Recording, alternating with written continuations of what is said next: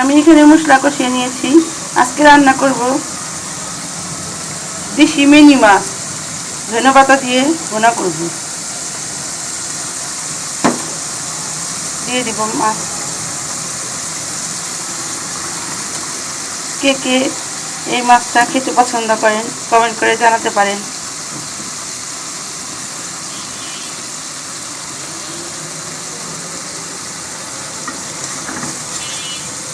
একটু ভালো করে কষায় নিব।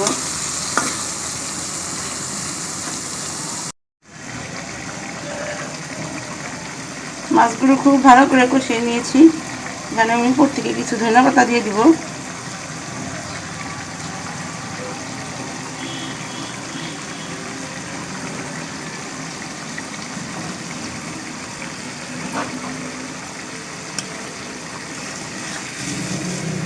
হয়ে গেল আমাদের মিনি মাছ ভুনা।